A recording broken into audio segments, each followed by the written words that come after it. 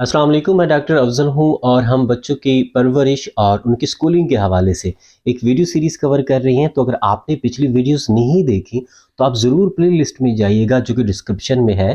ताकि हम अच्छे तरीके से बच्चों की परवरिश कर सकें, अच्छी तरीके से उनकी अपब्रिंगिंग कर सकें और जो हमारा आने वाला मुआशरा है वो एक बेहतरीन मुआशरा हो।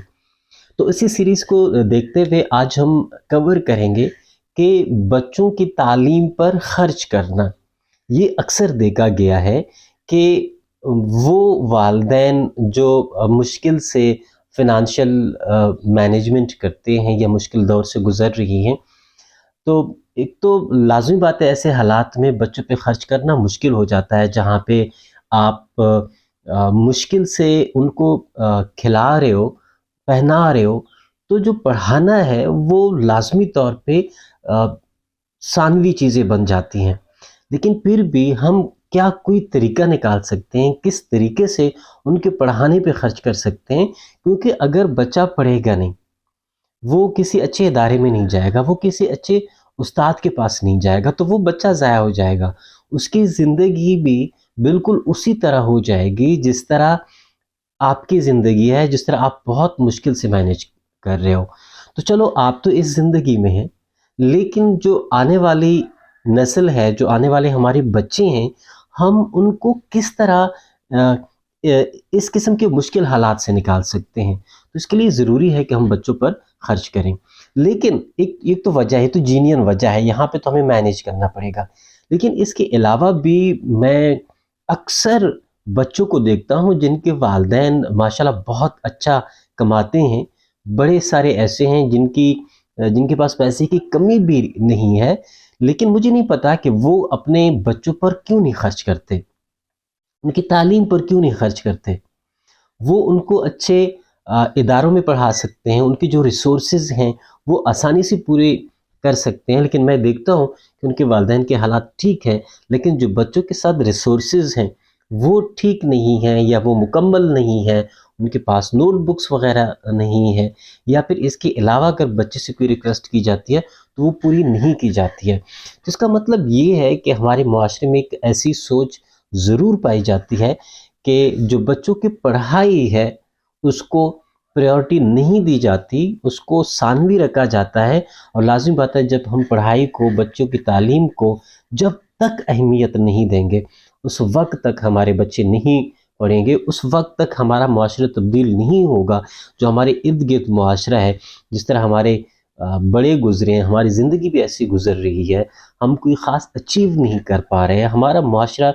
वही का वही है। तो इसमें एक बड़ी सोच यही भी है कि हम तालीम की तरफ तवज्जो नहीं देते, तालीम पर ख़र्च नहीं करते, और तालीम पर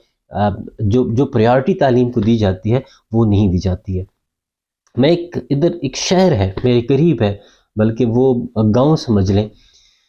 वहाँ पे जो तालीमी रेशो है वो मुल्क के बाकी गांव या फिर शहरों से ज़्यादा है। वहाँ पर लोग पढ़ रहे हैं, वहाँ पे स्कूल बहुत बेहतरीन है, वहाँ पे कॉलेजेस बहुत बेहतरीन है। तो वहाँ पे एक ऐसा माहौल बना हुआ है कि बच्चे वहाँ पे पढ़ते हैं। और दूसरी बात यह है कि जो वालिदैन हैं वो बहुत ज़्यादा तवज्जो देते हैं, एक ख़ास कंपटीशन वहाँ पे बना हुआ है। और दूसरी बात ये है कि दूर-दूर के शहरों से लोग, बड़े शहरों से लोग, वालिदैन अपने बच्चों को उसी गाँव में या उसी कस्बे में दाखिल करवाते हैं।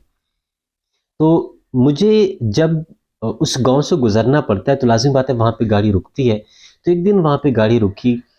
एक भीख माँगने वाला आया, उसको मैंने कुछ दिया, और जब मैंने उसको कुछ दिया तो उसने मुझे जो दुआ दी वो हैरान कुन है। ये दुआ मुझे कोई 6-7 साल पहले मिली थी, लेकिन वो दुआ जो है वो हैरान कुन है। उसने मुझे ये दुआ नहीं दी कि मतलब आपकी दौलत बढ़े, आपकी सेहत ठीक रहे, या इसके अलावा उसने मुझे दुआ दी कि अल्लाह करे कि आपके बच्चे अच्छे तरीके से पढ़ जाएँ। ये ऐसी दुआ है,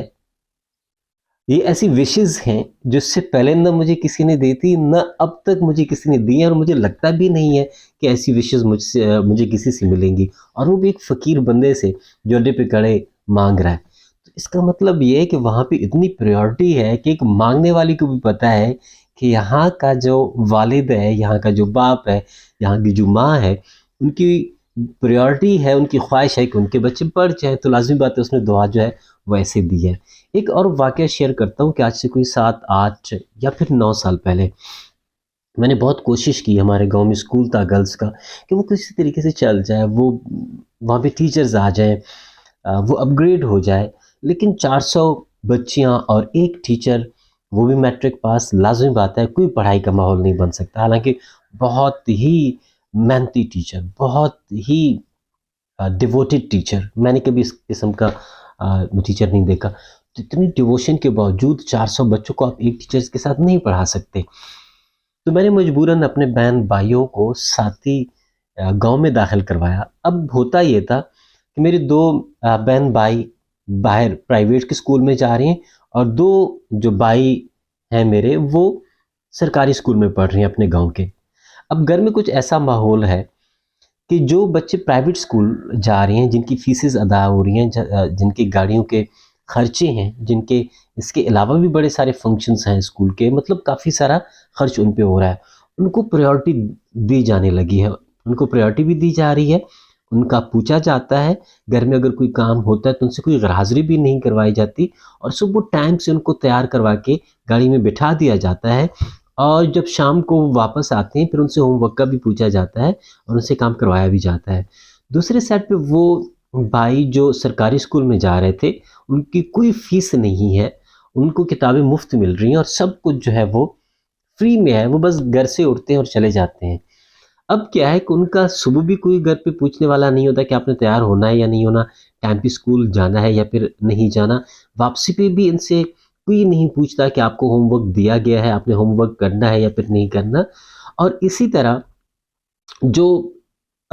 اگر کوئی گھر پہ کام پڑ جاتا ہے، گاؤں میں کام پڑتے رہتے ہیں،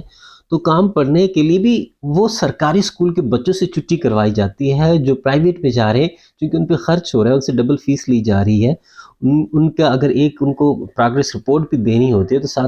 7 روپے کا پروگریس رپورٹ وہ 50 روپے کا دیتے ہیں، تو لازمی بات ہے ان سے چھٹی بھی نہیں کروائی جاتی ہے۔ تو اتنا بڑا ڈفرینس آپ ایک گھر میں دیکھ رہے ہیں، ایک بہن بھائیوں میں دیکھ رہے ہیں، کیوں کہ ایک پہ خرچ ہو رہا ہے اور ایک پہ خرچ نہیں ہو رہا۔ اب دیکھیں کہ اگر آپ بچے پہ خرچ نہیں کرتے تو لازمی بات ہے آپ اس کو پریورٹی بھی نہیں دیتے، آپ اس پہ خرچ بھی نہیں کر رہے، آپ اس کی تعلیم پر خرچ بھی نہیں کر رہے، اور تعلیم پہ خرچ نہ کرنے کی وجہ سے آپ اس سے چھٹیاں بھی کرواتے ہیں، آپ اس سے کام بھی لیتے ہیں، اگر اس کی کوئی ریسورسز ریکوائرڈ ہیں وہ بھی آپ پوری نہیں کرتے، تو لازمی بات ہے وہ بچہ جن کو یہ ریسورسز نہیں ملتی، جن کو ہوم ورک کی ڈائری نہیں ملی ہوئی، جن کو کوئی کٹس نہیں ملے ہوئے، کھلونے نہیں ملے ہوئے جن کے ساتھ کام کر کے وہ سیکھ سکتے ہیں، جن کے ساتھ کھیل کر وہ سیکھ سکتے ہیں، ان کے ساتھ کوئی ڈرائنگ کی کاپیاں نہیں ہیں، تو لازمی بات ہے وہ بچے کیسے پڑھ پائیں گے ان بچوں کی نسبت جن کے ساتھ یہ ساری ریسورسز ہیں۔ اور لازمی بات ہے کہ جب آپ کا بچہ ایک ایسے اسکول میں پڑھے گا جہاں پہ کوئی ہوم ورک کا کنسیپٹ نہیں ہے، کوئی ہوم ورک کی ڈائری نہیں ہے، وہاں پہ کوئی ریسورسز نہیں ہے، ایک کلاس میں 60 70 بچے بیٹھ کے پڑھ رہے ہیں، تو ایک ٹیچر وہاں پہ بیٹھ کے 60 70 بچوں کو کیا کام دے سکے گا، کیا کام چیک کر سکے گا؟ آپ خود بتائیں کہ اگر آپ کو کوئی اسائنمنٹ دی جاتی ہے اور کوئی وہ اسائنمنٹ چیک نہیں کرتا تو آپ کو کوئی ڈر نہیں ہے، آپ کو کوئی خیال نہیں ہے، آپ کو کوئی احساس نہیں ہوگا کہ بس مجھے کام ملا ہے، چیک کسی نے کرنا نہیں ہے تو میں یہ کام کیوں کروں۔ جب تک ٹیچر کسی بچے کے قریب نہیں پہنچے گا وہ بچہ نہیں پڑھ پائے گا، اور گھر میں آپ بھی اگر اس سے نہیں پوچھیں گے تو لازمی بات ہے اس کا کوئی گول، اس کی کوئی منزل نہیں بنے گی۔ اس لیے بہت ضروری ہے کہ آپ نے بچوں کی جو تعلیم ہے اس کو پریورٹی دینی ہے، اس کو ٹاپ پہ رکھنا ہے کہ سب سے پہلے میری بچوں کی تعلیم ہے۔ بچوں کی تعلیم سے مراد یہ ہے کہ اگر کوئی بھی ایسا اسکول ہے جہاں پہ بچوں کو توجہ نہیں دی جاتی، جہاں پہ تعداد زیادہ ہے، جہاں پہ ٹرین ٹیچرز نہیں ہیں، جہاں پہ ریسورسز نہیں ہیں، جہاں پہ کلاس کا جو انوائرمنٹ ہے، ماحول ہے، وہ اس قسم کا نہیں بنا ہوا کہ بچے وہاں پہ پڑھ سکیں، وہاں کی جو ایڈمنسٹریشن ہے وہ بچوں کے لیے ڈیووٹیڈ نہیں ہے، وہ بچوں کے مستقبل کا نہیں سوچ رہی، تو لازمی بات ہے اگر ایسی تعلیم آپ کو ملتی ہے، 2 اسٹیپ پہ ملتی ہے، فری میں ملتی ہے، لیکن اگر آپ کا بچہ ضائع ہو رہا ہے تو یہ آپ کے بچے کے لیے بربادی ہے، آپ ضرور اپنے بچے کو کسی ایسے اسکول میں داخل کرائیے گا، چاہے آپ اس کو زیادہ فیس ادا کریں، چاہے اس کے لیے آپ کو بہت اپنی تنخواہ کا بڑا حصہ ان پہ خرچ کرنا پڑے، چاہے ان کے لیے ان کو باہر بھیجنا پڑے، چاہے اس کے لیے آپ کو سیکنڈ ٹائم ایکسٹرا مزدوری کرنی پڑ جائے، لیکن آپ کی زندگی میں بچوں سے بڑھ کر کچھ ہے ہی نہیں۔ جب آپ کی زندگی میں بچوں سے بڑھ کر کچھ ہے ہی نہیں تو لازمی بات ہے آپ ضرور اس سائٹ پہ خرچ کریں گے، آپ ضرور اپنا پیٹ کاٹیں گے، اپنے بچوں پہ خرچ کریں گے، تاکہ آپ کے بچے جو ہیں وہ جس طرح باقی معاشرہ ہے یا جس طرح آپ کی اپنی زندگی گزری ہے اس طرح نہ گزرے، آپ سے بہتر ہو اور ضرور بہتر ہو۔ ہم دیکھتے ہیں کہ ایک ڈرائیور کا بچہ ہے تو وہ ڈرائیور بنتا ہے، کنڈکٹر بنتا ہے، دکاندار کا بیٹا ہے تو وہ اس کو اپنے ساتھ دکان پہ بٹھاتا ہے۔ اسی طرح اگر مزدور کا بیٹا ہے تو وہ بھی انتظار کرتے رہتے ہیں کہ میرا بیٹا بڑا ہو اور وہ میرے ساتھ مزدوری کرے، میرے ساتھ کچھ شریک کرے، کچھ کما کے دے۔ مجبوریاں ہیں ہماری، کیونکہ فنانشل ایشوز ہیں، بہت مسئلے ہیں، لیکن اگر ہم اسی راستے پہ چلتے ہیں، ڈرائیور اپنے بیٹے کو ڈرائیور بنائے گا، مزدور اپنے بیٹے کو مزدور بنائے گا، میکینک اپنے بیٹے کو میکینک بنائے گا، تو لازمی بات ہے یہ سلسلہ چلتا رہے گا، یہ سلسلہ رکے گا نہیں۔ اس سلسلے کو ہم نے توڑنا ہے اور ضرور توڑنا ہے، تاکہ ہم ایک صحت مند معاشرہ تشکیل دے سکیں۔ جو ڈرائیور کا بچہ ہے وہ اپنی زندگی کو وہ تکلیف میں ڈالے گا تاکہ اس کا بیٹا ڈرائیور نہ بنے بلکہ کسی اور اچھی پوزیشن پہ چلا جائے، کسی ایک اچھے معاشرے کا فرد بن سکے۔ اسی طرح اگر مزدور ہے وہ مزدوری کر رہا ہے تو لازمی بات ہے وہ بھی کوشش کرے گا کہ وہ زیادہ کچھ محنت کرے، کچھ اپنا پیٹ کاٹے، لیکن کسی طریقے سے اپنے بچوں کو پڑھائے۔ جب آپ کے ساتھ ریسورسز نہیں ہوتے، جب آپ کے ساتھ وسائل نہیں ہوتے، آپ مشکل سے گزارا کرتے ہو، اس وقت آپ کے ساتھ محنت اور تعلیم حاصل کرنے کے علاوہ کوئی راستہ نہیں ہے۔ تو جو بھی غریب لوگ ہیں یا مڈل طبقہ ہے، ان کے ساتھ، اور یہ تقریباً 90% یا 80%، 85% پاپولیشن تو یہی ہے کہ آپ غریب ہیں یا آپ مڈل طبقے میں سے ہیں،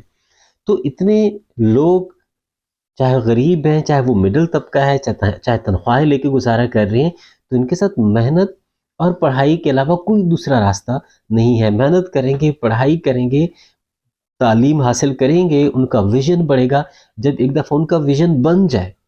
تو لازمی بات نہیں ہے کہ وہ کوئی جاب کریں، بزنس مین بھی بن سکتے ہیں، وہ انٹرپرینور بھی بن سکتے ہیں، لیکن مسئلہ یہ ہے کہ ہم نے ان کو اس مقام تک پہنچانا ہے جہاں پہ وہ خود فیصلے کر سکیں، اچھے فیصلے کر سکیں، بڑھ کر فیصلے کر سکیں۔ تو یہ سب کچھ لکھنے کا، ریکارڈ کرنے کا، آپ لوگوں کے ساتھ شیئر کرنے کا میرا ایک ہی مقصد ہے